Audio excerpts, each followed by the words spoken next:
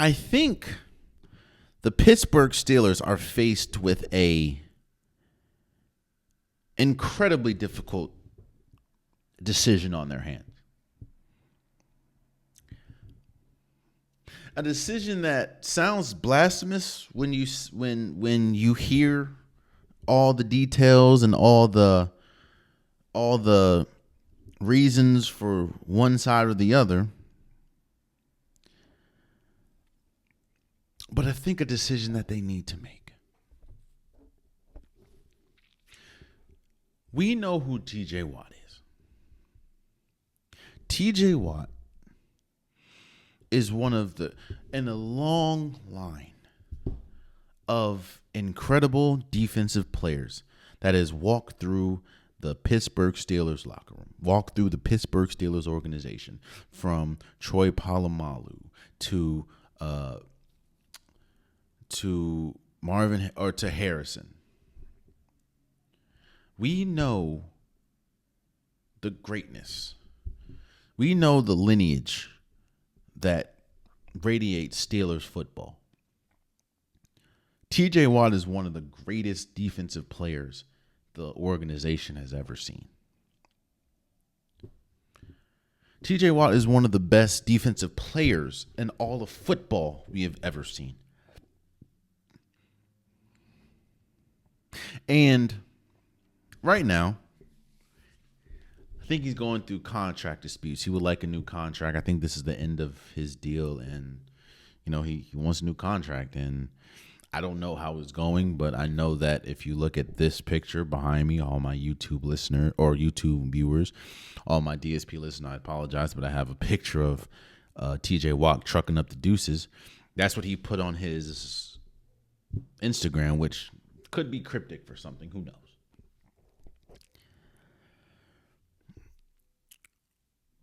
But I'm just going to come out and say it. I think the Pittsburgh Steelers have to trade TJ Watt. Whoa, you heard that? All the Steelers fans, they're throwing stuff at my window. They're typing on, like, whoa, hold on. Let me explain, y'all. Because I know that this is the reason why this is so difficult. Not only is TJ Watt their best player by far, TJ Watt has been the model of consistency when we talk about this team that has been nothing but inconsistent. Outside of Mike Tomlin having going above 500 or not having a losing record in the regular season. We know the calling card that is the Pittsburgh Steelers is always going to be defense, especially with Mike Tomlin as the head coach. And we know that TJ Watt is one of the best defensive players, if not the best defensive player in football. The reason why I feel like you have to trade him is because what you're not and what you haven't been since the early parts of Mike Tomlin's head coaching career. The issue that the Pittsburgh Steelers has always had is such an imbalanced team. Their defense has always been so great, but their offense hasn't been great since Big Ben, since Antonio Brown, since Le'Veon Bell. In fact, it's been lower than great. It has not been good. They have not had no type of consistency. I think I talked about this last episode or the episode before as to why the Pittsburgh Steelers are in the situation that they're in with this Aaron Rodgers situation. And it seems like they're just begging to get Aaron Rodgers. Hell, the Cleveland Browns just re-signed or just signed Joe Flacco back. So it looks like Aaron Rodgers, who knows? But when you look, you have DK Metcalf. You have George Pickens, who I don't think is going to be there much longer. You have Jaylen Warren at the running back position. And you still don't have a quarterback. But when you look and you see a Cam Ward, And you see a Shadur Sanders, two quarterbacks that could possibly change the fortunes of your organization if you have the right pieces around them. Well, they're going to go high in the draft, but there's only one way that you can cement yourself and put yourself in the position to try to get them, and that's trading TJ Watt.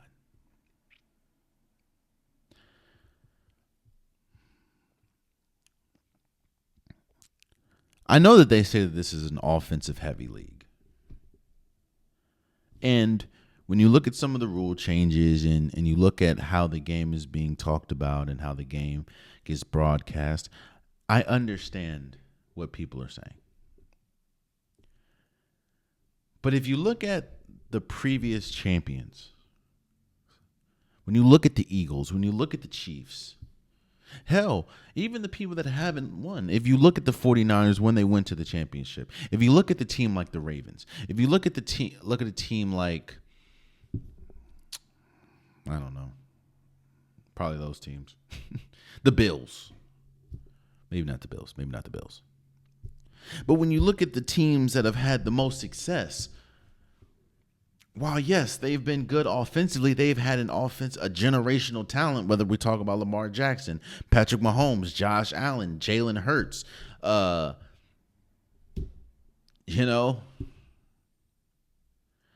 one thing that they've had is balance. When you look at the Eagles, they had a incredible defense last year. They also had Jalen Hurts. They also had Saquon Barkley. They also had A.J. Brown. They also had Devontae Smith.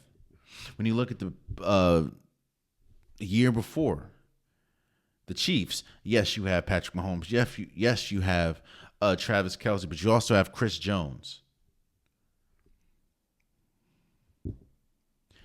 The Pittsburgh Steelers hasn't been balanced since Big Ben. And not even the end of Big Ben, probably the middle of Big Ben's career. And I only see one way out of this. I will say it like this. You get a deal done with TJ Watt. No one will look at you like, the hell? What? TJ Watt's one of the best defensive players in football. No one will look at you crazy. But if you do, right? If you do get a deal done with TJ Watt, you plan on keeping him for the long term, what are you reassuring? You're reassuring that you're going to be the same old Pittsburgh Steelers. You're going to have incredible defense because their defense is really good. You're going to have maybe one, maybe two offensive pieces, but you don't have anyone to steer the ship, or your offensive line is terrible, or your skilled players don't work out. It seems like every issue that the Pittsburgh Steelers have had for years now has mainly been on the offensive side of the ball, whether it's the line, quarterback, receiving core, running back. Like, their defense has always been good. But as much as we talk about Mike Tomlin's regular season record, what's his playoff record? Better question. When's the last time the Pittsburgh Steelers won a playoff game?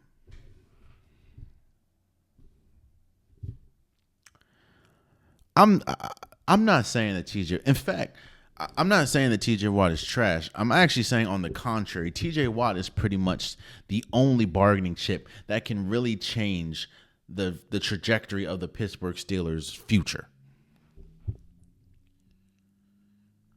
Because if they want to continue to be the Pittsburgh Steelers that they've been for years now,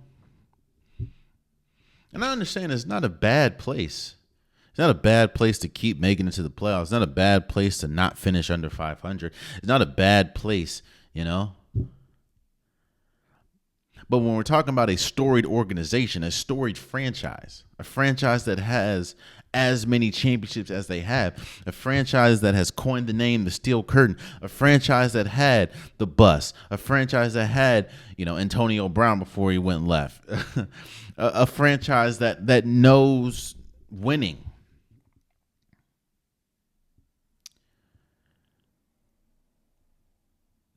Y'all haven't been that in a while. And I think that if you want to get back to that place, there's really only one move that you can do. Because you don't have the capital anywhere else to make this move outside of trading TJ Watt. To maybe get a Cam Ward. Maybe get a Shedeur Sanders. Looks like he's slipping in the draft. You can keep being who you've been. And if that's good enough for y'all, which is not bad, if that's good enough for y'all, shout out to y'all. But I remember what they used to be. And they're nowhere close to that.